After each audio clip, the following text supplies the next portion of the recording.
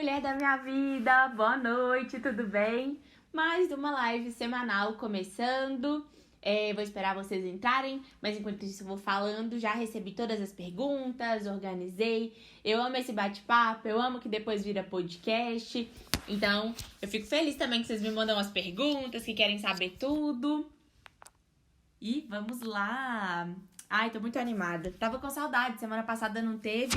Parece que fica faltando uma coisa no dia quando não tem. Vamos para a primeira pergunta então, para não enrolar, para quem tá aqui já chegou na hora, tá? Vamos lá. Primeira pergunta. Dá para encaixar diariamente açaí sem acompanhamentos na dieta de emagrecimento? Depende de qual açaí a gente está falando, mas a gente consegue encaixar os dois.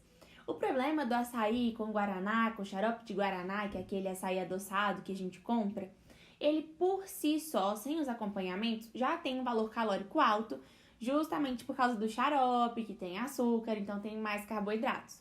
Uma opção que eu gosto muito de usar, porque eu gosto muito de açaí, todo mundo sabe que é meu ponto fraco, assim, de dieta, mas tem uma opção que eu gosto de usar, que é a polpa do açaí, aquela quadradinha que a gente compra, igual de suco, sabe, no supermercado? E aí a gente usa ela, bate com uma banana bem madurinha para adoçar. A gente pode usar também o whey, eu gosto muito para deixar o lanche mais proteico. Dá para usar um leite pó desnatado, dá para usar morango, porque morango tem um valor calórico bem baixo. Então você consegue bater a polpa do açaí com um pouquinho de água, uma banana bem madura e whey. E por cima colocar um pouquinho de leite em pó desnatado e uns morangos picadinhos, que fica uma delícia. E super faz, mata a vontade, porque, como eu falei, eu gosto muito de açaí. E quando eu uso esse, eu fico muito feliz. É como se eu nem lembrasse do outro mais. Então, é uma opção para quem gosta muito de açaí, quer manter ele na dieta, principalmente em emagrecimento. Quando a gente fala de hipertrofia, a gente tem um pouco mais de liberdade em relação a qual usar. Então, a gente pode usar o que tem xarope de guaraná. Mas quando a gente vai parar para pensar no valor nutricional, na qualidade nutricional, mesmo em hipertrofia não é tão interessante assim, não é tão inteligente assim. Então é bom que a gente tenha isso em mente pra gente escolher melhores opções, pra gente conseguir pensar em lanches melhores, com mais proteína. Porque um açaí normal, ele vai ter carboidrato e açúcar, que é açúcar, né, do xarope, por exemplo, mais os acompanhamentos e gordura, porque o açaí é fonte de gordura mesmo. Quando a gente faz essa receitinha de açaí que eu falei, a gente tem carboidrato, porque a gente tem a banana madurinha. A gente tem proteína, porque a gente tem o whey, o morango, o leite em pó desnatado. A gente tem proteína, embolei tudo aqui. A gente tem carboidrato, porque tem a banana, o morango e o leite em pó desnatado, que tem carboidrato e proteína.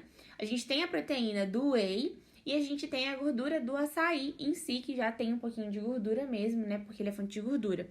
Então, a gente tem um lanche muito melhor distribuído nutricionalmente do que se a gente usar um whey pronto. Deu pra entender? Vocês que estão assistindo desde o comecinho, me mandem um beleza se deu pra entender, se vocês conseguiram compreender essa lógica e que dá pra usar assim, desde que a gente escolha uma melhor qualidade nutricional. Próxima pergunta. Ideias de café da manhã. Na verdade, não é pergunta, né? É um pedido. O que acontece? É a mesma coisa de todas as refeições. O ideal é que todas as refeições tenham proteína, que a gente consiga ter proteína em todos os horários, fracionados. Então, quando a gente tem um café da manhã que tem ovos, que tem queijo, que tem iogurte, ele é um café da manhã mais completo. Então, vou dar algumas opções aqui do que eu gosto de fazer, que vocês conseguem usar como referência, como exemplo, para fazer em casa. Eu gosto muito de panqueca de banana. A gente pode fazer panqueca de banana com 2 ovos, um ovo, só clara de ovo, ou um ovo e whey para ter um pouquinho mais de proteína. Aí a gente pode usar farelo de aveia, aveia em flocos, a gente pode usar farinha de aveia para quem gosta dela um pouquinho mais refinada. Então vão basicamente na receita da panqueca de banana: ovos, banana, farelo de aveia. Aí pode colocar um pouquinho de cacau na massa, pode colocar canela, que eu acho que fica uma delícia. Então é uma opção de café da manhã que tem gordura, porque tem o ovo. Tem proteína, porque tem o ovo também e o whey, que, pra quem não sabe, o ovo tem os dois, tá? Proteína e gordura, porque a gema tem mais gordura e a clara do ovo tem mais proteína. Então, quando a gente usa o ovo, ele não é só fonte de proteína, ele é fonte de proteína e de gordura. E a gente tem os carboidratos, que são a banana e a aveia. Além disso, uma outra opção mais fácil é um pão com queijo, por exemplo. E aí depende muito de como é a estratégia da dieta. Pode ser um queijo Minas padrão, pode ser um queijo Minas meia cura, às vezes vai ser um queijo Minas light. Então depende de quanto de gordura vai ter na dieta, de quanto de carboidrato a gente quer ter, de quanto de proteína, mas aí é uma opção também. Pode ser um sanduichinho natural, talvez para quem já é mais adaptado, de frango com creme de ricota ou cottage, faz um patezinho, ou requeijão light. Pode ser um pão com ovo, por exemplo. Pode ser um pão com queijo, um cappuccino de whey. Então tem várias opções, tem que ter um pouquinho mais de criatividade e lembrar de incluir proteína em todos os horários, em todas as refeições, inclusive no café da manhã, tá bom? Deu para entender também, vocês que estão aí acompanhando tudo? Próxima pergunta. Essa aqui é interessante, é uma coisa que acontece muito com os meus pacientes, principalmente mulheres, porque a gente olha no espelho, vê que é magrinha, mas quando a gente vai ver, tira a roupa, às vezes tem uma gordurinha, uma coisinha que incomoda, que é o caso das pessoas que são falsas magras. Então, elas aparentam ser magrinhas quando estão de roupa, mas quando elas tiram a roupa, a gente vê que tem um percentual de gordura mais alto, que tem uma gordurinha localizada, acumulada ali. Então, é esse caso aqui, essa pergunta. A pessoa perguntou: falsa magra, porém com muita barriga. Primeiro, redução do percentual de gordura ou ganho de massa magra? Quando a gente pensa em redução do percentual de gordura, a gente não tem que pensar só na perda de gordura. Para esse percentual de gordura diminuir, o percentual de massa magra tem que aumentar. Então, não existe diminuir o percentual de gordura sem que tenha um ganho expressivo de massa muscular. Então, fazer o ganho de massa muscular nesse momento é uma estratégia inteligente, porque a pessoa já é magra, muito provavelmente ela tem um peso dentro do normal, ela tem uma estrutura de uma pessoa magra, então ela precisa de uma mudança da composição corporal. Nesse caso é melhor ganhar massa muscular e depois vir diminuindo um pouquinho mais a gordura, que o percentual de gordura já vai diminuir automaticamente quando a pessoa está ganhando massa muscular, o percentual ele é proporcional.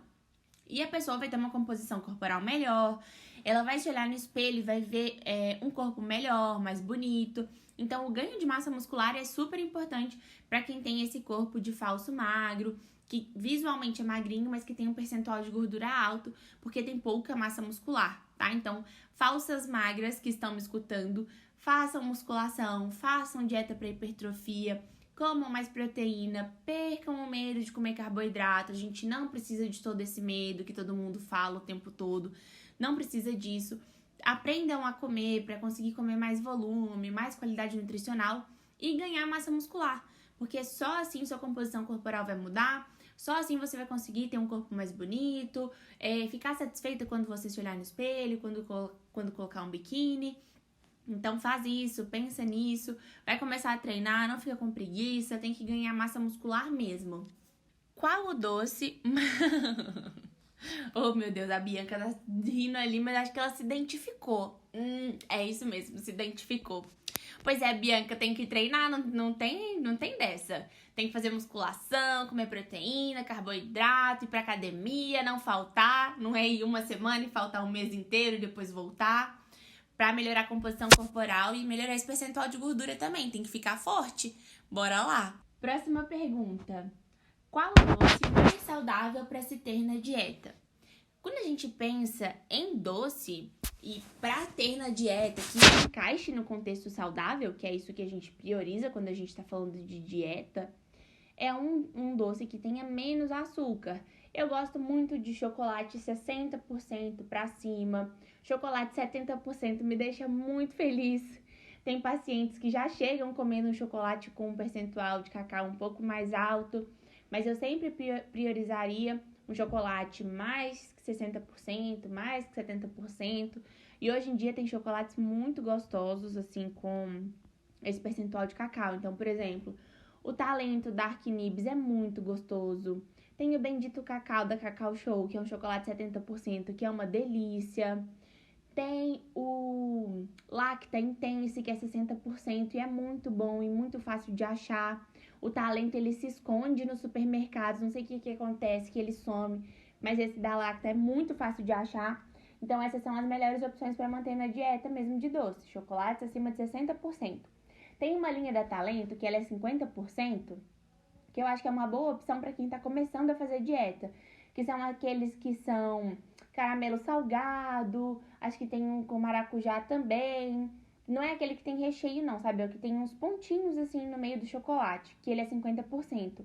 Então eu acho que pra quem nunca teve contato com chocolate amargo, é uma opção, porque é um chocolate um pouquinho mais doce, só que ele já tem 50% de cacau. É melhor do que um chocolate ao leite, que tem mais ou menos 25 a 33% de cacau.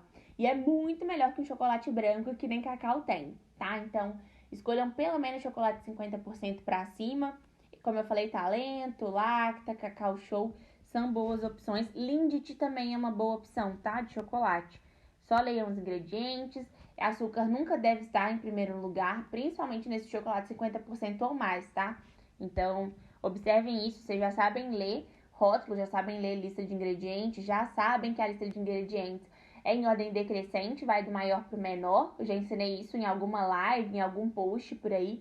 Pesquisem no Instagram. Para quem vai ouvir pelo podcast, é só pesquisar @NutriTamires no Instagram. Vocês vão achar esse post ou essa live em algum lugar porque eu ensinei. Se alguém tiver dúvida ainda, eu posso fazer mais um post em relação a isso, explicando direitinho, tá? Mas tem que aprender a ler lista porque é uma das coisas mais importantes. Agora, a partir de outubro, se eu não me engano, a tabela nutricional dos alimentos vai mudar. Então, isso é uma coisa que eu achei muito positiva. Quando eu tava no Chile viajando, eu mostrei pra vocês a tabela nutricional de lá. Por exemplo, um biscoito tem o nome do biscoito. Logo embaixo já fala alto em gorduras saturadas, alto em açúcar, alto em valor calórico. E aqui no Brasil agora, a partir de outubro, essa legislação vai começar a valer. Então, fica mais fácil pra gente entender, porque você vai pegar um biscoito e vai saber que aqui tem muito açúcar, que tem muito carboidrato, que tem muita gordura e que o valor calórico é mais alto. Mas enquanto não tem essa mudança do rótulo, é importante a gente saber ler a lista de ingredientes, identificar se o alimento é saudável ou não, pra gente saber se vai manter na nossa rotina ou não. Então, é legal demais saber, a gente tem muita autonomia, a gente consegue ter mais liberdade para comer, para fazer substituições. Então, aprendam a ler rótulos. Eu tenho certeza que tem um conteúdo por aqui, mas se vocês não acharem, me falem que eu faço mais um, tá bom? Como controlar a SOP? Para quem não sabe, SOP é Síndrome dos Ovários Policísticos. É muito comum em mulheres que são sedentárias. Muita gente que toma anticoncepcional tem, mas o anticoncepcional ele mascara os sintomas, então a pessoa não percebe. E muita gente acha que o tratamento da SOP é o anticoncepcional. Mas na verdade não, como eu falei, ele só mascara os sintomas. Então, por exemplo, quem tem SOP tem crescimento de pelo anormal na face, tem muita acne na pele, no rosto. Então, são algumas coisas para observar. Normalmente tem muita cólica também, que são microcistos dentro do ovário. E a gente só melhora isso com mudança do estilo de vida. A dieta tem que ser uma dieta que tem menos carboidrato, então low carb nesse momento é uma dieta extremamente importante para melhorar isso. Atividade física também é super importante para melhorar isso. E fazer sempre o acompanhamento hormonal para ver como estão seus níveis de hormônios, está tudo dentro do normal, está tudo certo. Mas basicamente a gente melhora com dieta baixa em carboidratos e atividade física. Então, fazer musculação, crossfit, funcional, seja ela qual for, tem que ser uma atividade física que você gosta e que você consiga fazer com frequência, que seja constante. A mesma coisa a dieta. Não é porque é uma dieta low carb que ela tem que ser uma dieta difícil de ser seguida, não, tá? Você tem total autonomia para conversar com seu nutricionista, para encaixar o que é melhor na dieta. Dieta low carb não quer dizer que é no carb, não quer dizer que não tem carboidrato nenhum. E muita gente se assusta nisso, achando que vai ter que zerar os carboidratos, quando na verdade não tem. Então não precisam se preocupar. Uma dieta low carb é uma dieta que tem mais ou menos 40% da composição de carboidrato. Às vezes a gente desce um pouquinho mais, deixa 35%, 33% de carboidrato. Mas não tô falando de dieta cetogênica, tô falando de dieta low carb. Na dieta cetogênica a gente realmente desce muitos carboidratos. A gente tem 50 gramas de carboidrato, 5, 10% de carboidrato na dieta.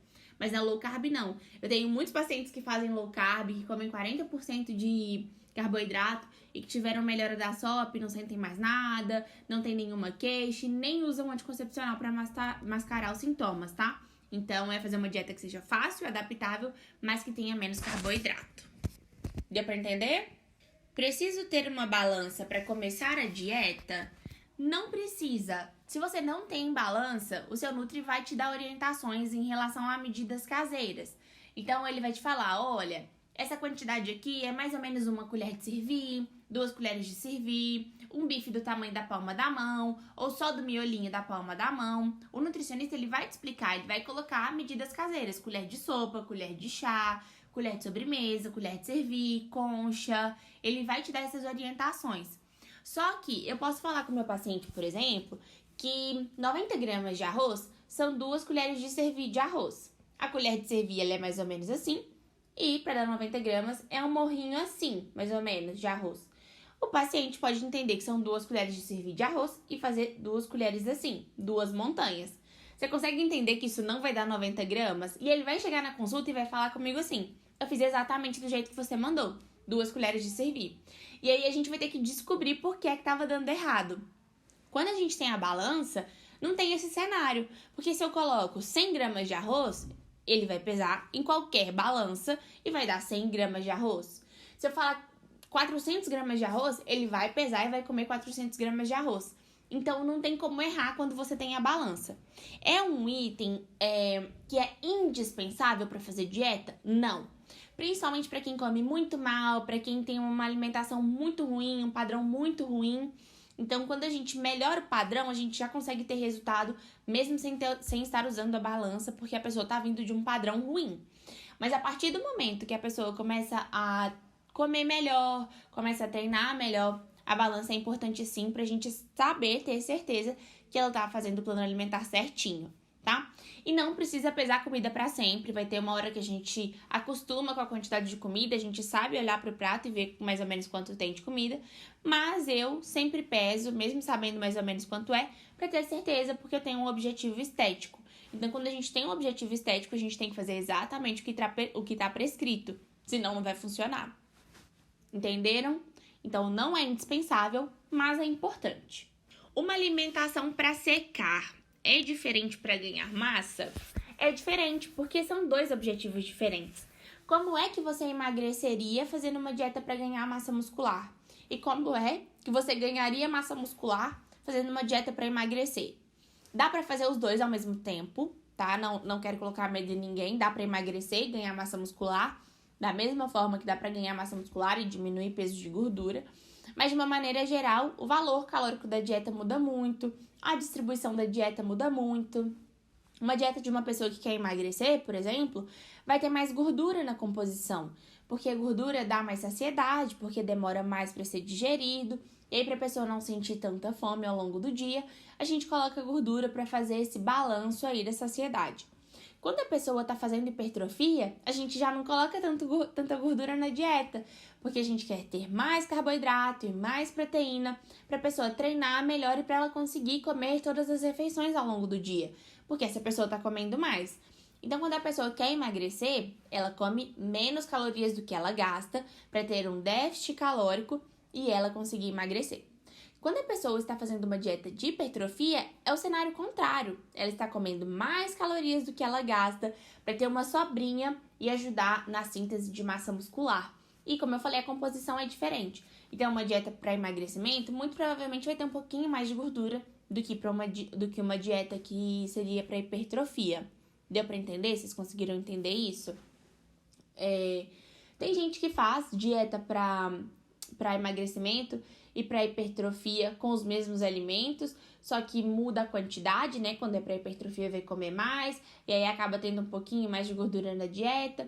Mas são casos isolados que a gente vai conversando na consulta para entender como é a rotina da pessoa. Às vezes é uma pessoa que tem um padrão alimentar ruim, que não gosta de experimentar tantas coisas. Então depende muito do paciente. Mas basicamente são 2 dietas diferentes, com quantidades diferentes, calorias diferentes e composições diferentes para objetivos diferentes. Então, uma dieta para emagrecimento, para definição, né? E uma dieta para ganho de massa muscular, tá bom? Dá para consumir pasta de amendoim durante o emagrecimento? Dá para consumir, é o que eu falei agora. Não é que a dieta de emagrecimento não vai ter gordura. Mentira, errei tudo aqui agora. Falei o contrário. Na dieta de emagrecimento é justamente onde a gente quer ter mais gordura pra gente dar mais saciedade. E a pasta de amendoim é fonte de gordura, então super dá. O problema é, alimentos, fonte de gordura, têm mais calorias. Enquanto carboidratos e proteínas têm 4 calorias por grama, quando a gente fala de gordura, são 9 calorias por grama. Então, não dá para comer o mesmo volume de gordura que a gente come de carboidrato e de proteína. Mas pra gente é muito inteligente e interessante colocar a gordura na dieta de emagrecimento para dar mais saciedade, a pessoa não sentir tanta fome. E pasta de amendoim é uma delícia, né? Tem que tomar cuidado para não exagerar. Eu adoro, mas na minha dieta atual não tem. Ou seja, estou querendo ganhar massa magra. Conseguiram entender isso? Hoje uma paciente me mandou mensagem, fala: meu corpo está fazendo greve porque na minha dieta não tem pasta de amendoim. Vou ter que obedecer o corpo dela, né? Colocar um pouquinho mais de pasta de amendoim na dieta. Mas é um alimento muito gostoso, eu adoro, acho muito prático para comer com banana, por exemplo. Para fazer um shake, às vezes eu acho muito gostoso também. Então acho bem bom pasta de amendoim na dieta. E quem quer emagrecer é beneficiado com a saciedade da gordura. Qual suplemento me indica para ganhar massa? Estou começando agora. Tá começando agora e já tá querendo usar suplemento. Como é que tá a dieta, o treino, o sono, hidratação, perfil hormonal? Eu sei que quando a gente começa, a gente quer fazer o melhor e a gente quer fazer tudo certo e quer ter um resultado incrível, muito rápido. Mas não dá pra ser assim, não tem jeito. A gente precisa fazer o básico bem feito primeiro. Seria muita burrice pular etapas. Antes de ajustar a alimentação, usar suplementação. Antes de ajustar o sono, fazer suplementação. Quem quer ganhar massa muscular realmente pode usar vários suplementos. Pode usar hipercalórico, pode usar creatina, pode usar whey. Mas será que é necessário fazer isso? Antes de ajustar tudo, você tá começando, vamos começar aos poucos. Você tá comendo bem, tá comendo proteína, carboidrato, tá indo treinar todo dia, tá executando tudo certinho, tá evoluindo as cargas, tem alguém te observando, te falando se o seu treino tá correto. Depois disso, a gente pode sim entrar com os suplementos que eu falei. Talvez hipercalórico, se você não estiver conseguindo comer as calorias que deveria comer ao longo do dia. Talvez whey para facilitar a ingestão de proteína. Talvez creatina para aumentar o rendimento. Mas a gente tem que ver. Não começa querendo furar a fila, sabe? Vai uma coisa de cada vez. Começa do básico, do começo. Vai chegar uma hora que você vai tomar suplemento e que você vai ser muito feliz tomando seu suplemento. Mas talvez não vai ser agora. É viável ingerir multivitamínico? Vamos lá. Depende de qual ponto a gente está falando. Se a gente está falando em preço, talvez. Mas será que você precisa repor todas as vitaminas 100% da necessidade diária, que é o que tem lá no multivitamínico? Será que você tem uma necessidade tão grande assim de fazer reposição? Eu não acho tão inteligente usar um multivitamínico pronto. O que eu faço com os meus pacientes? Eu vejo a dieta deles, eu vejo os exames deles e só depois disso eu faço uma suplementação manipulada com a quantidade que meu paciente precisa. Então, por exemplo, se eu tenho um paciente que está com a ferritina muito baixa, 19, 20, 30, e eu preciso subir para 70, a pessoa pode tomar multivitamínico pronto muito tempo, que não vai chegar onde eu quero. Se eu tenho uma vitamina D de 15, eu preciso chegar em 40. A pessoa vai tomar um multivitamínico que tem 1000 unidades de vitamina D, que é o recomendado para o dia, e mesmo assim não vai chegar nos 40, porque a gente precisa de uma dose maior. B12, a mesma coisa, só a quantidade recomendada às vezes não vai ser o suficiente para subir o quanto eu preciso no tempo que eu preciso. Então, fazer um suplemento manipulado com o que você precisa, as quantidades que você precisa, é muito mais inteligente, porque a gente tem um resultado muito rápido com um custo menor. Porque você vai manipular só o que você precisa. Você não precisa de vitaminas de A a Z, igual os multivitamínicos falam. Você precisa das que estão em falta na sua dieta e na circulação sanguínea, relacionado aos sintomas que você tem. Então, por exemplo, se você tem queda de cabelo, são algumas vitaminas específicas. Se é cansaço, fadiga, são outras. Se a memória tá ruim, são outras. Por que você vai suplementar tudo, sendo que você só precisa de algumas. Então, é muito mais inteligente fazer desse jeito, fazer manipulado de acordo com o que você precisa, seus exames, a sua alimentação, suas queixas. Você economiza e tem resultado mais rápido. O que você recomenda para reduzir a celulite? Para quem não sabe, celulite é gordura localizada, né? Um acúmulo de gordura em alguma região e acaba marcando um pouquinho mais, aparecendo um pouquinho mais. Para a gente diminuir celulite, tem duas coisas que a gente pode fazer. A celulite é uma inflamação do tecido de gordura, então a gente tem que diminuir o consumo de alimentos que têm esse potencial inflamatório. Então, açúcar, algumas pessoas leite, algumas pessoas glúten, depende muito da reação de cada um. Tem gente que sente mal com ovo, por exemplo, então cada pessoa vai ter um ajuste a ser feito. E a pessoa precisa emagrecer. Então, a pessoa que tem muita celulite, provavelmente ela tem um percentual de gordura alto. Para melhorar isso, ela precisa emagrecer, precisa diminuir essa camada de gordura que está com essa inflamação.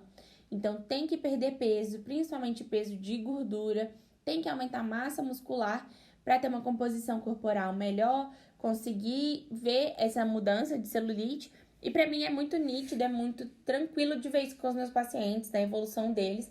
Na primeira consulta, a gente faz uma foto comparativa, por exemplo, e é uma foto que tem muita celulite na coxa, no bumbum. A pessoa chega 2 meses depois, já é outra foto, com muito menos celulite, com muito menos foliculite, por exemplo, que entra tudo ali na dieta, na prescrição que a gente faz. Então, eu acho legal até fazer essas fotos, porque a gente consegue ver, além da composição corporal mudando, a gente consegue ver alguns detalhes que incomodam principalmente as mulheres, e a gente consegue pontuar. Então, a gente sempre tira as fotos na mesma posição e sempre virado para a mesma luz. Então, as fotos são sempre iguais e eu consigo pontuar tudo. E eu percebo que pacientes que fazem dieta para emagrecimento e que a gente tira possíveis alimentos que poderiam causar uma inflamação, tem uma melhora, sim, da celulite. E todo mundo fica muito feliz quando vê a foto, quando vê a comparação e vê que tem quase nada de celulite ali com 2, 3 meses de diferença. Inclusive eu fico muito feliz por elas. Última pergunta, passou muito rápido. Banha de porco de supermercado é uma boa opção? Entra naquilo que eu falei de ler lista de ingredientes. O que é que tem ali? É só banha de porco? De toda forma, não é muito mais fácil ir no açougue, comprar um toucinho e fritar em casa para fazer a sua própria banha? Ou comprar de um lugar que você sabe que é confiável, que só vai ter aquilo? Porque eu, sinceramente, sou um pouco receosa, sabe? Tenho medo, tem que manter sempre na geladeira, lá no supermercado. Eu acho um pouco estranho, sabe? Não usaria, não. E comprando a carne, fazendo em casa, fritando em casa, ficaria até mais barato, né? Então, acho que vale a pena fazer desse jeito.